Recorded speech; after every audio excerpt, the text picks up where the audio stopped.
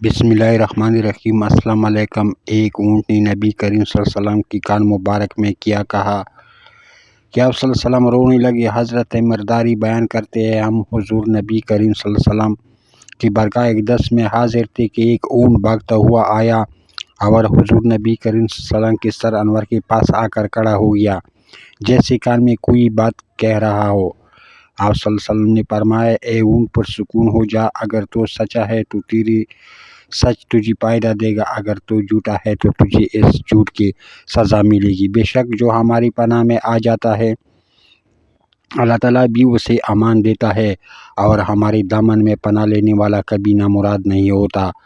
ہم نے عرض کیا، یا رسول اللہ صلی اللہ علیہ وسلم، یہ اونٹ یہ کیا کہتا ہے؟ آپ صلی اللہ علیہ وسلم نے فرمایا، اس اونٹ کے مالکوں نے اسے ذبح کر کے اس کا گوشت کھا لینے کا ارادہ کر لیا تھا۔ یہ ان کے پاس سے بھاگ کا آیا اور اس نے تمہاری نبی کریم صلی اللہ علیہ وسلم محبت مانگی۔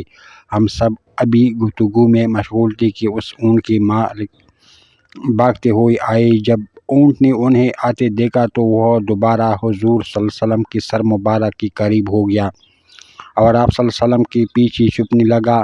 ان کے مالکوں نے عرض کیا، یا رسول اللہ صلی اللہ علیہ وسلم، ہمارا یہ اونٹ 3 دن سے ہمارے پاس سے بھاگا ہوا ہے، آج یہ ہمیں آپ کی خدمت میں ملا ہے۔ اس پر آپ صلی اللہ علیہ وسلم نے فرمایا، یہ میرے سامنے شکایت کر رہا ہے، یہ کہتا ہے کہ تمہارے پاس کئی سال تک پلا بڑھا، جب موسم گرم آتا تو تم گھاس اور چارے والے علاقوں کی طرف اس پر سوار ہو کر جاتے، اور جب موسم سرما آتا تو اسی پر سوار ہو کر گرم علاقوں کی طرف کوچ کرتے۔ جبکہ یہ اس خستہ حال کی عمر کو پہنچ گیا ہے تو تم نے اسے ذبح کر کے اس کا گوشت کھا لینے کا منصوبہ بنا لیا ہے۔ انہوں نے عرض کیا، خدا کی قسم یا رسول اللہ صلی اللہ علیہ وسلم، یہ بات بالکل اسی طرح جیسے آپ نے بیان فرمائی ہے۔ اس پر حضور صلی اللہ علیہ وسلم فرمایا، ایک اچھی خدمت گزار کی اس کے مالکوں کی طرف سے کیا یہی جزا ہوتی ہے؟ وہ عرض گزار ہوئے، یا رسول اللہ صلی اللہ علیہ وسلم، اب ہم نہ اسے بیچیں گے اور نہ ہی اسے ذبح کریں گے۔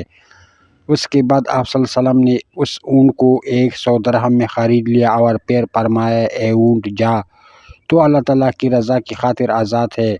اس اونٹ نے حضور صلی اللہ علیہ وسلم کے سر مبارک کے پاس اپنا منہ لے جا کر کوئی آواز نکالی تو آپ صلی اللہ علیہ وسلم نے فرمایا، آمین۔ اس نے پھر دعا کی، آپ صلی اللہ علیہ وسلم نے پھر فرمایا، آمین۔ اس نے پھر دعا کی، آپ صلی اللہ علیہ وسلم پھر فرمایا، آمین۔ اس نے جب چوتھی مرتبہ دعا کی تو آپ صلی اللہ علیہ وسلم آپ دیدہ ہو گئے، آنکھوں سے آنسو بہنے لگے۔ ہم نے عرض کیا، یا رسول اللہ صلی اللہ علیہ وسلم، یہ اونٹ کیا کہہ رہا ہے؟ آپ صلی اللہ علیہ وسلم نے فرمایا، اس نے پہلی دفعہ کہا، اے نبی مکرم، اللہ تعالیٰ آپ کو اسلام اور قرآن کی طرف سے بہترین جزا عطا فرمائے۔ میں نے کہا، آمین۔ پھر اس نے کہا، اللہ تعالیٰ قیامت کے روز آپ صلی اللہ علیہ وسلم کی امت سے اسی طرح خوف کو دور فرمائے جس طرح آپ نے مجھ سے خوف کو دور فرمایا ہے۔ میں نے کہا، آمین۔ پھر اس نے دعا کی، اللہ تعالیٰ دشمنوں سے آپ کی امت کے خون کو اسی طرح محفوظ رکھے جس طرح آپ نے میرا خون محفوظ فرمایا ہے۔